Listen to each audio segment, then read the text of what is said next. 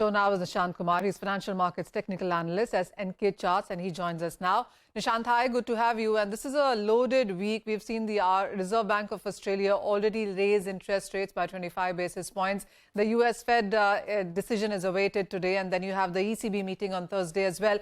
But what are the charts telling you when it comes to metals? Because after posting a negative April, we haven't seen much of a support coming in last 24 hours as well. So when you look at the copper prices, we've seen pressure on that. Zinc, aluminum, steel, iron ore, each one of them trading in the negative in the Asian markets right now. Hi, good afternoon, Manisha. Thanks for having me.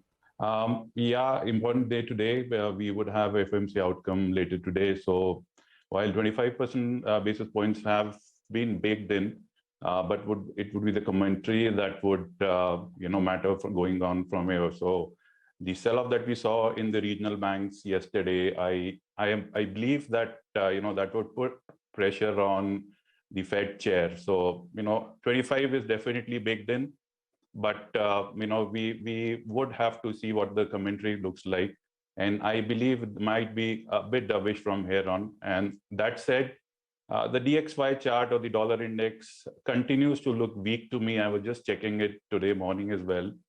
And DXY trading around 102 mark still looks weak, but I would be looking for a break below 100.8 at the day close to call it a major breakdown, and then we roll over into the double-digit territory. So DXY looks good. Talking about the metals, if I talk specifically about the precious metals, gold and silver, I believe can see some near-term pressure. Gold is trading around $2,000 at the moment, and I believe we might see 1920 or 1930 in the next week or so. So gold is where I feel some weakness still exists, and so is silver. Silver, not so much. Probably trading around 25, but can do another 24.5. So probably 3 to 4% in both of the precious metals we can see on the charts. Nishant, when you talk about dollar index sliding, and you also talk about gold prices going to 1920, so where do you see money flowing then? Yeah, probably base metals, because that is where I am very excited, because I was looking at the base metal chart, and whichever chart I look at, be it copper or even iron ore looks out to have bottomed out. It's around 106. It was around 103 yesterday, so we have got an oversold bounce. But 101 to 103, I see medium-term bottom being made in iron ore. So that is good news that I can see on the charts. Then copper, the leader of them all.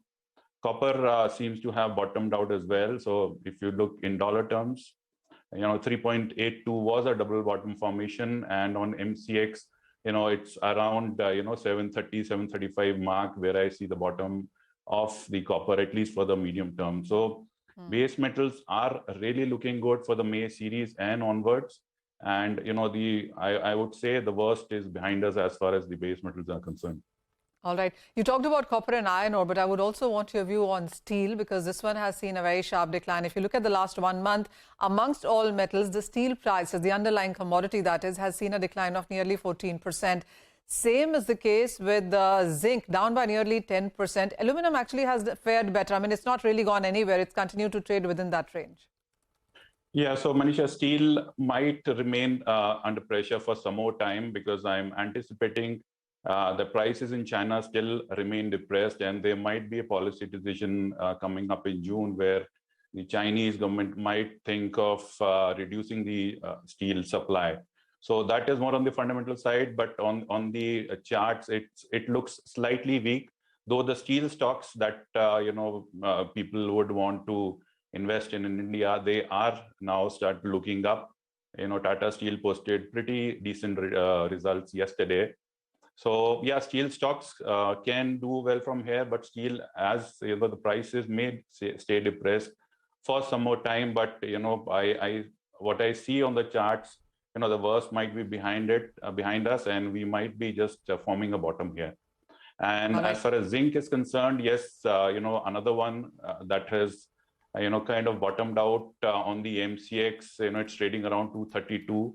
And I believe 230, 232 is the zone there, where I believe zinc would bottom out, at least for the medium term. So all these base metals, they are looking good. Aluminium had already kind of bottomed out and is showing some bounce. Excuse me. But zinc was the weakest of them, and it is kind of bottomed on the chart. So all in all, these base metals are really looking good for the all months right. ahead. We get your point there, Nishant, and I have a last minute or so, but you're one of the very few ones who actually look at the underlying commodity and the related stocks as well. So when you say you're bullish on many of these metals, then would you mind naming a few metal-related stocks as well, which you think should be in portfolio now? Sure. So since copper is the best bet that I'm playing, so Hindustan Copper continues to be the obvious choice. And this is we have seen some bounce yesterday, and 110 is what we are looking at in the immediate future. But in next 3 odd months, in a quarter or so, we can be looking at 130 for Hindustan Copper. In the steel, I would prefer Tata Steel over the other large cap steel companies. Tata Steel continues to do well on the chart, so should be looking for, so 110 is a supply zone, 124 is what we are looking at. But if you look at all the combined metal play, Vedanta is my preferred choice, kind of consolidating around the 285 mark, but it should be, moving ahead in a quarter or so. So these are the three choices that I'm sticking with and should do well. Okay, all right, Manisha. Thanks very much for bringing us that very interesting conversation in the entire metals and commodity space. Well, we need to wrap up on the show with the news that we have MRF as well as Godrej Properties, which are reacting well to what